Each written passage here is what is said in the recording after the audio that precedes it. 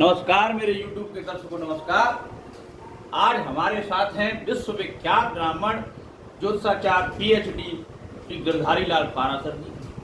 आज पाराशर जी से जानते हैं हम कि संपूर्ण सृष्टि आराध्य भगवानों के अंडर में तो है ही, लेकिन ये नवग्रह हैं, जो नवग्रह होते हैं उनका प्रभाव इस पृथ्वी पर रहने वाले प्रत्येक जीव पर रहता है। लेकिन कई मनुष्य जब सुख समृद्धि ऐश्वर्य से रहते हैं तो घमंडवश वो बोल देते हैं कि नवग्रह कुछ होते ही नहीं है, शनि राहु कुछ केतु कुछ होते ही नहीं है। इस पर हमारे महाराज जी जो कि ज्योतिष शास्त्र में PhD हैं, आज विस्तार से चर्चा करेंगे। तो महाराज जी ये भटके हुए नौजवानों को बताएं जो कहते हैं कि शनि नहीं होता, राहु नहीं होता, केतु नहीं होता, चंद्रमा नहीं होते, तो मार्गदर्शन करें महाराज। जय श्री कृष्णा। मेरे सभी सनातनी भाई बहनों को, मेरे छोटे भाई ब्रह्मजीत कौशिक ने बहुत सुंदर प्रश्न पूछा है। और कुछ लोग ऐसा बोलते भी हैं कि कोई शनि नहीं होता है, कोई राहु केतु मंगल चंद्र बुध नहीं होता है।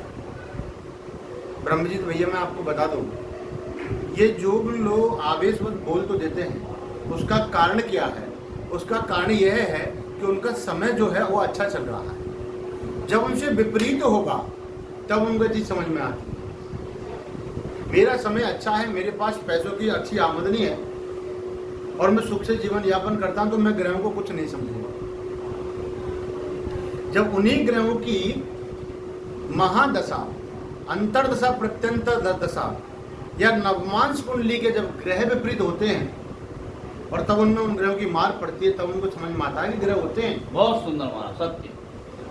कुछ लोग आवेशवश से बोल देते हैं, वो कोई भी हो सकते हैं बोलने वाले, आम जनता भी बोल देती है कई बार, कोई ग्रह नहीं होते, हम कुंडली को नहीं मानते हैं। मेरे प्यारो, राम जी का जब विवाह हुआ तो कुंडली की चर्चा चली थी या नहीं थी? वो तो स्वयंभू थे, परमात्मा है, उनके भी ग्रह मिलाए गए थे। भगवान कृष्ण की भी ग्रह शांति की गई थी या नहीं की गई थी? उनके भी ग्रह कुंडली चक्र दिखाए गए थे। क्योंकि जन्म हुआ मेरे ठाकुर का, तब से उन पर आपदाएं आना प्रारंभ हो गई, ऐसा आम पब्लिक का मानना है। लेकिन मेरे प्रभु तो लीला करने आए थे, उन्होंने ये दिखाया हम लोगों को कि जब ग्रह मेरे ऊपर चल सकते हैं, मैं परमात्मा हूं, मेरे ऊपर ग्रह चल सकते हैं, तो फिर ये आम इंसान किस खेत की बोली है?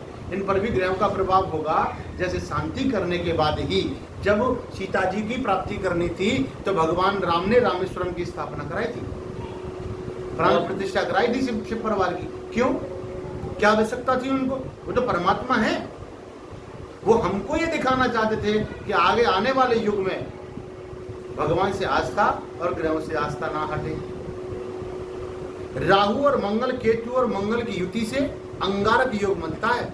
अगर जिसकी कुंडली में यह ग्रह योग हो तो अंगारक का नाम सुनते ही कुछ लोग डर भी जाते हैं। अगर उन पर जो दृष्टि शुभ ग्रहों की हो तो वो शुभ फल भी प्रदान करता है, अन्यथा अगर कुदृष्टि हो उन पर तो जीवन को अंगार की तरह जला देता है। तो आवेश भर कोई कुछ भी बोले, अगर उनको समझना है तो मैं उनसे निवेदन करना चाहूंगा, जो भी व्यक्ति ऐसा बोले वो अपनी कुंडली लेकर के मेरे समक्ष आए और मैं उसका भविष्य नहीं बताऊंगा, भविष्य वक्ता बिल्कुल नहीं बताऊंगा, उस कुंडली से उसका प्रारब्ध बताऊंगा कि भूतकाल में उसके साथ क्या क्या हो चुका और वर्तमान में क्या हो रहा है। तब उसको समझ में आएगा कि कुंडली होती है और ग्रहों का प्रभाव होता है। एक बार हमारे बड़े संत हैं, आयुर्वेद के योग ऋषि हैं, उन्होंने कह दिया, क्षमा प्रार्थना उनसे उन्होंने भी मांगी थी कि भाई कोई भूत जिंद नहीं होते, ऐसा भी कहा था। हाँ, कोई शनि नहीं होता, ऐसा बोला था। कोई शनि नहीं होता है। बाबा के नाम से एक विख्यात है, ब्राह्मण नहीं है लेकिन बाबा के नाम ऊंचे से हैं, हमारे सनातन के लिए अच्छा लेकिन काम बाद कर में रहे उन्होंने हैं। क्षमा मांगी, ये भी हंसी मजाक में। इन ग्रहों को, जो कुछ सनातनी हैं वो ग्रहों का प्रचार करें, बताएं, जिससे कि लोग ग्रहों की शांति करवा करके अपने जीवन को सुखपूर्वक व्यतीत कर सकते हैं। कुछ दोष ऐसे होते हैं कुंडली के अंदर जो जिंदगी भर इंसान अगर शांति ना करे तो जिंदगी भर परेशान होता है। और मंगली दोष के बारे में भी मैं थोड़ा सा बता दूं कि मंगली दोष के बारे में ऐसा कुछ लोग मत अपना रखते हैं कि 28 वर्ष के बाद में मंगल दोष शांत होने लग जाता है। ये भ्रांति है प्यारो, इस पर विशेष ध्यान देना। 28 वर्ष की जगह 48 वर्ष क्यों ना हो जाए, मंगल दोष कभी शांत नहीं होता है जब तक मंगल दोष की शांति ना करा ली जाए। अगर किसी बालक की आयु या किसी जातक जातिका की आयु 28 वर्ष हो गई है तो क्या 1, 4, 7, 8, 12 भाव से मंगल उठ करके अगले में कूद के चला जाएगा? क्या नहीं जाएगा, उसी में रहेगा, यानी वो मंगल दोष से पीड़ित रहेगा। ये भ्रांति है। कुछ लोग भ्रांति ऐसी भी फैलाते कुंडली में पितृदोष बता देते हैं और कहते हैं कि पितृदोष शांति के लिए फलानी जगह जाइए, मैं निवेदन करना चाहूंगा, या तो शास्त्र सम्मत प्रमाणित करें, अन्यथा ऐसी बातें अन्यथा ना करें। पितरों का निवास मेरे खुद के घर में होता है। जिस जातक की कुंडली में पितृदोष है वो ग्रहों के कारण पितृदोष बन रहा है। अब हम उसको पितृदोष कहते हैं, लेकिन आज आपको बता दूं और जानने योग्य विशेषकर बातें है, कुंडली में अगर किसी ग्रह के, राहु के कारण, बुध के कारण, शुक्र के कारण द्वितीय, सप्तम, दसम या 12 भाव में बैठे हो तो पितृ ऋण बनता है, पितृदोष नहीं होता है। इस पितृ ऋण की शांति के लिए कोई कहीं भेज देता है, कोई कहीं भेज देता है, कहीं नहीं जाना है, अपने घर में रह करके ही उस पितृ ऋण से मुक्ति प्राप्त करनी है, उस पितृ ऋण से मुक्ति का अनुष्ठान करवाना है। आपको 2 से 3 महीने के अंदर उसका पूर्ण लाभ मिलना प्रारंभ हो जाएगा। ऐसे कहीं मेरे छोटे से जीवन में, अल्प समय में कई प्रमाण ऐसे हैं जो बाहर शांति करा करके भी बर्बाद होते चले गए, और जब उन्होंने अपने पितृ शांति यहाँ कराई अपने घर में तो वो आबाद होते चले गए। पितृ शांति का एक उदाहरण है, एक लड़का है, पिंटू पार्क ग्वालियर में रहता है, पितृ शांति अपने पिता के होते हुए करा के आया। आर्मी में उसके पिता थे, उसके बावजूद भी उसके पिता खत्म हो गए, और मेरे पास जब आए मैंने कही मैया घर में ये अनुष्ठान करवाएं। आज वही लड़का है, एकदम खुद स्वयं नौकरी कर रहा है। इसलिए जो भी अनुष्ठान करें वो अपने घर में करें। काल सर्प दोष शांति के लिए भी त्र्यंबकेश्वर, उज्जैन, नासिक भेजा जाता है। कहीं इसका कोई शिव पुराण, आप शिव पुराण की कथा प्रवक्ता है, आपने कहीं पढ़ा त्र्यंबकेश्वर, नासिक, उज्जैन में काल सर्प योग की पूजा होती है? लिखा है कहीं शिव पुराण में? नहीं लिखा, नहीं लिखा। ये भ्रांतियां हैं। मैं बता दूं, राहु केतु के अंदर जब सारे ग्रह समाहित हो जाते हैं, ये ग्रहण उनका कर लेते हैं, ग्रहण लगा देते हैं, तब कालसर्प योग बनता है। और कालसर्प योग को हम 12 नामों से जानते हैं, लेकिन 12 × 12 जब हम करते हैं तो 144 प्रकार का कालसर्प योग होता है।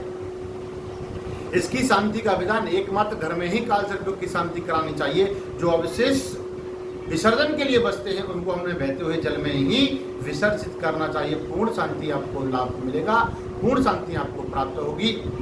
आगे मैं इतना ही निवेदन करना चाहूँगा भैया कि जो ग्रहों के बारे में चर्चा करें वो एक बार मेरे पास आए, वो जिस भाषा में समझने का प्रयास करेगा उस भाषा में समझाने का प्रयास करूँगा।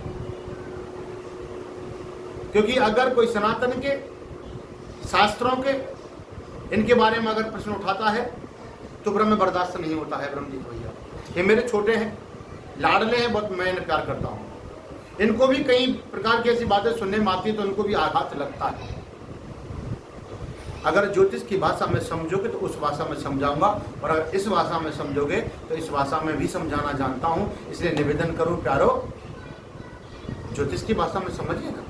अरे ग्रह हैं, मंगल ग्रह नहीं है, बताइए क्या बुध ग्रह नहीं है या शुक्र ग्रह नहीं है? अभी चंद्रमा पर हमारा चंद्रयान 3 चला के देखो, बधाई हो हमारे इसरो के वैज्ञानिकों के लिए।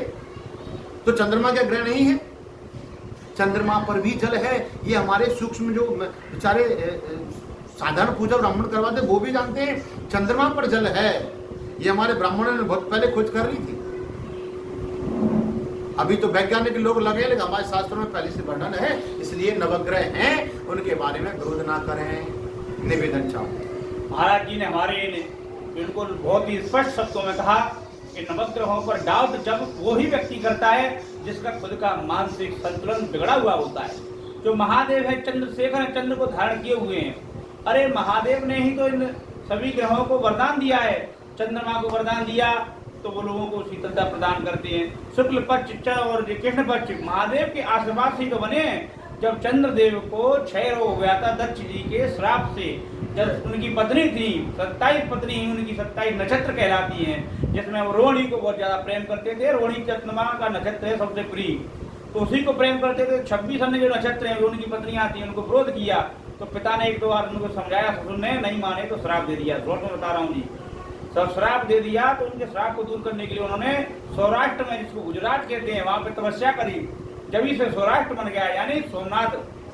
अरे ग्रहों के बारे में ब्रह्मजीत भैया ये कहनी चाहिए कि ग्रहों की अगर नहीं कर पाए, जैसे मंगल ग्रह या शनि किसका गड़बड़ चल रहा हो, हाँ। तो हमारे बॉस की सेवा करनी चाहिए, दादा की सेवा हाँ। करनी, ये तो समय समझ में आता हाँ। है। लेकिन ग्रह ही नहीं है, ग्रह कुछ होते ही नहीं है, इस समस्या बात है। भगवान की बनाई हुई प्रकृति में ग्रह भी इसीलिए बनाए हैं कि मनुष्य गलत कर्म करता है तो उसके ग्रह अशुभ फल देने लगते हैं, और अच्छे कर्म करता है मनुष्य तो उसके खराब ग्रह भी अच्छे कर्म से उसके बलवान बन जाते हैं, और मनुष्य को भविष्य में धन, वैभव, यश और कीर्ति देने लगते हैं। कभी हमेशा ब्राह्मण, गुरु और संत इनकी निंदा करने से मनुष्य की कुंडली में गुरु ग्रह अपने आप ही खराब हो जाता है, चंद्र ग्रह अपने आप खराब हो जाता है, और नवग्रह राहु केतु भी उल्टा प्रभाव देने लगते हैं। यानी मत भ्रष्ट होती है तो बुद्धि ही शरीर के संचालन करती है। मत भ्रष्ट होते ही मनुष्य तरह तरह के लोगों से लड़ाई झगड़ा और अन्य व्यवहार करने लगता है, वास, मदरा, दारू का सेवन करने लगता है, कुमार्ग पर चलने लगता है, दूसरों पर गलत निर्णय डालने लगता है, तो समस्त तरह उसके अशुभ फल देने लगते हैं। घमंडवश अगर कोई नवग्रह या शनि राहु केतु को नहीं मानता है, लेकिन वही अब फंस जाता है ना, हॉस्पिटल में डल जाता है, किसी को अच्छे खासे को कैंसर हो गई, चलते चलते एक्सीडेंट हो गया, किसी का परिवार सहित गाड़ी पलट गई, क्या है ये? ग्रहों का खेल है, चौकड़ियों का खेल है। दिन भर में चौकड़ियां आती हैं, अशुभ शुभ, गुलिक काल, कुलिक काल, इनको समझने के लिए ज्योतिष शास्त्र अपना जीवन लगा देते हैं। जैसे डॉक्टर की MBBS की पढ़ाई है ना, 8 साल लग जाते हैं, ऐसे ही ज्योतिष को पढ़ने में 8-8, 10-10 साल लग जाते हैं। ज्योतिष कोई छोटी मोटी चीज नहीं है। अगर आप उसके बारे में नहीं जानते तो कह दो हमें जानकारी नहीं है, लेकिन बिना जाने ही किसी भी ग्रह या देवी देवताओं की निंदा करना बहुत ही गलत है। किसी चीज को जान रहे हो, जब तक किसी दवाई को खाओगे नहीं, विनाशकाली। अगर आपको बुखार है, पैरासीटामोल खाओगे नहीं तो कैसे समझो कैसे असर करती है, कैसे 10 मिनट में पसीना निकल जाता है। तो भैया पहले समझो। बड़े बूढ़े भी कहते हैं कि सोच समझ कर अपनी जिज्ञासा से शब्द बाहर निकालो। इसी के साथ में साथियों आपको समझ में आ गई होगी, बिना वजह सनातन धर्म की बुराई करना बंद करें और सभी का सम्मान करें। साधु संत ब्राह्मण ये सभी आपकी मार्गदर्शक के लिए ही इस धरती पर अवतरित हुए हैं। भगवान की कृपा से एक कलयुग आएगा तो ब्राह्मण लोग ही मार्गदर्शन करेंगे। उनके मार्गदर्शन पर अगर आप चलोगे तो धन, वैभव और उन्नति आपको अपने आप ही मिलती रहेगी। और इनकी सेवा से ही भगवान नारायण भी प्रसन्न रहते हैं, क्योंकि नारायण ने भी कहा है जहाँ ब्राह्मणों की सेवा होती है, गौ की सेवा होती है, वहाँ पर मैं निवास करता हूँ।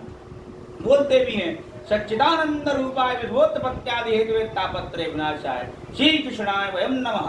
और प्रेमानंद महाराज भी कहते हैं, जो श्री कृष्ण भगवान की शरण में रहते हैं ना, कृष्ण भगवान के मंत्रों का जाप करते हैं, ओम कृष्णाय वासुदेवाय हरे परमात्मने प्रणतपेशनाशाय गोविंदाय नमो नमः। तो ये मंत्र के प्रभाव से, भगवान और गुरु मंत्र के प्रभाव से आपके नवग्रहों के कष्ट दूर होने लगते हैं। नवग्रह भगवान के बनाए हुए हैं, जब भी तो लोग इनकी माया जाल को समझ नहीं पाता है, माया जगड़ लेती है। तो साथियों इस सूक्ष्म वीडियो में आपको समझ में आ गई होगी, बुराई करना भी एक आपका मानसिक संतुलन खराब होना ही होता है, यानी चंद्र डिस्टर्ब है। तो इसके लिए ज्योतिष से या ज्योतिष शास्त्रियों से सलाह मशवरा करें और अपने जीवन को शांति करावें। हाँ, बढ़िया बढ़िया ब्राह्मण देंगे हमारे महाराज जी जैसे, अच्छी दक्षिणा की शांति कराएं, क्योंकि चंद्रमा आपके मन का कारक है। हाँ। और आपका मानसिक संतुलन बिगाड़ रहा है। कहीं ना कहीं चंद्रमा के साथ में राहु या केतु का जो है संयोग है, चंद्र ग्रहण लगा हुआ है, इसलिए आप चंद्र की शांति अवश्य कराएं और ग्रहण से मुक्ति पाएं। आपका मानसिक संतुलन ठीक होगा और आप ऐसे जो है कटाक्ष शब्द नहीं बोलेंगे। और कुछ शब्द कुछ और है जो कहते हैं कि झाड़ फूक नहीं होता है, ऐसा कुछ होता है ना? कुछ लोग कहते हैं झाड़ फूक करना है तो धंधा बना लिया, ये कर लिया है। झाड़ फूक तो होती भैया वैदिक मंत्र हैं, धर्मों के मंत्र हैं, हनुमान चालीसा के सभी मंत्र झाड़ फूक वाले। मेहंदीपुर बालाजी पे चले जाओ, कितने लोग, कोई डॉक्टर सही नहीं कर पाता है। सबसे बड़े डॉक्टर हमारे हनुमान जी के मंत्रों से सही होते हैं, हनुमान जी बालाजी के दर्शनों से सही होते हैं। ब्रह्मजीत भैया इस समय ज्यादातर लोग जो है हमारे भाई धीरेन्द्र कृष्ण शास्त्री पर इशारा करते हैं। हाँ। उनको लक्ष्य बना के चल रहे हैं, क्योंकि उनको ईर्ष्या होने लगी है। उन्होंने ऐसा एक भी पंथ मजहब नहीं छोड़ा है जिसको झुका के नहीं डाल दिया है। झाड़ फूक की बात करते हैं, वो तुम्हारा पिछले जन्म तक का चिट्ठा खोल के रख देगा। झाड़ फूक होती है, झाड़ फूक का मतलब तांत्रिकों को मत दीजिए, आप अपने वेद शास्त्रों के मंत्रों के द्वारा झाड़ फूक करिए तो सही। अगर किसी को रोग ने जकड़ लिया है तो चंडी पाठ रोग निवृत्ति का संपुट लगा के करवाइए। अगर रोग निवृत्ति नहीं हो ठीक तो कहना। मंत्रों की झाड़ फूक से ही व्यक्ति ठीक होता है। दवाइयाँ आज थी, पहले नहीं हुआ करती थी। क्या पहले बीमारियाँ नहीं थी? बीमारियाँ पहले भी ही थी। आज पीलिया का इलाज कहीं है क्या? पीलिया का इलाज कहीं नहीं है। कितनी भी दवा ले लीजिए, पीलिया का एक दाना होता वो दवा लेने से दब जाता है। और पीलिया का झाड़ा लगवाइए, मैं गारंटी लेता हूँ वो व्यक्ति ठीक हो, क्योंकि मैं खुद स्वयं पीलिया झाड़ता हूँ। ऐसा नहीं है मैं मेरा प्रचार कर रहा हूँ, लेकिन पीलिया कुछ बीमारियाँ ऐसे झाड़ने से ही जाती हैं। अंग्रेजी दवाओं के लेने से बीमारियाँ बनती हैं, ना कि बीमारियाँ जाती हैं। पुलक पता नहीं कोई सागर करके जैन संत हैं, तो वो झाड़ फूक का मैं तो नहीं देते थे, और वो पीलिया रोग में अंग्रेजी दवाओं का इलाज करवाते एम्स में खत्म वो ही गए कि पीलिया को इलाज नहीं है। शायद वो अगर पीलिया को झड़वा लेते तो आज वो संत विराजमान होते। क्या है कि झाड़ फूंक ये मंत्रों के द्वारा होती है। अब आपने किसी ऐसे व्यक्ति से झाड़ लिया जो मंत्र पढ़ना जानता ही नहीं है, अशुद्ध वाचन कर रहा है, तो वो एक अलग कंडीशन हो जाती है। ब्राह्मण संतों का तब इतना वरिष्ठ हो जाता है कि उनकी झाड़ फूंक लगती है। अब पहले से ही मनुष्य अगर मान लो बहुत ज़्यादा पाप की गठरी मनुष्य सर पे लेके ही डला है, तो समस्त ग्रह उसके बर्बाद हो रहे हैं। अब आदमी एक बार झाड़ फूंक से कैसे सही हो जाएगा? कम से कम लगातार जो ट्रीटमेंट होता है, डॉक्टर की दवाई होती है, वो भी उसका कोर्स होता है 7 दिन का, 15 दिन का। और झाड़ फूंक आदमी एक दिन करवाने जाता है और दूसरे दिन मना करने लगता है। तो दवाई झाड़ फूंक दोनों भी ले सकते हो आप। आपको ट्रस्ट नहीं है तो दोनों भी ले सकते हो, लेकिन आप कहें 100% झाड़ फूंक काम कर जाए या 100% दवाई दे जाए, तो आजकल सभी में क्या है कि बैलेंस है। तो बैलेंस के आधार पर चलें, बुराई ना करें। जिनको फायदा मिल रहा है, मेहंदीपुर बालाजी पे आप चले जाइए, लाखों लोग बालाजी हनुमान जी की कृपा से ही सही हो रहे हैं। तो कृपा प्रसाद ईश्वर की कृपा, ईश्वर की मर्जी से ईश्वर के भक्तों को जरूर मिलती है। किसी की निंदा बुराई नहीं करना चाहिए। झाड़ फूंक वाले भी अपनी जगह सही हैं, डॉक्टर भी अपनी जगह सही हैं, सब अपना अपना काम कर रहे हैं। हर चीज का एक लेवल होता है। एक दैहिक ताप होते हैं, एक भौतिक ताप होते हैं। रामायण में भी लिखा है कि दैहिक दैविक भौतिक ताप राम राज नहीं काऊ को व्यापा। तो क्यों लिखा है जी? राम के राज्य में क्यों नहीं व्यापते? क्योंकि राम के राज्य में मनुष्य भजन करते थे, कीर्तन करते थे, कहते थे श्री रामचंद्र चरणों मनसा स्मरामी, श्री रामचंद्र चरणों पश्चाग्रामी, श्री रामचंद्र चरणों सरसा नमामि, श्री रामचंद्र चरणों शरणम प्रपत्ति। आपदाम हरतारम दातारम सर्वसंपदाम लोका ब्राह्मण श्री रामम भुजो भुजो नमाम्यम। वर्धनम भावगीनम सुकृतम पदाम तर्जनम जाम दूतनाम राम रामेति गर्जनम। यानी राम का जो मंत्र है जो ऐसे गर्जना कर देता है कि राक्षसों के झुंड बर्बाद हो जाते हैं। इसलिए घरों में सीता राम की धुन भी जरूर बोलना चाहिए। बोलो श्री राम भगवान की जय, भाई महाराज की जय, संत भगवान की जय।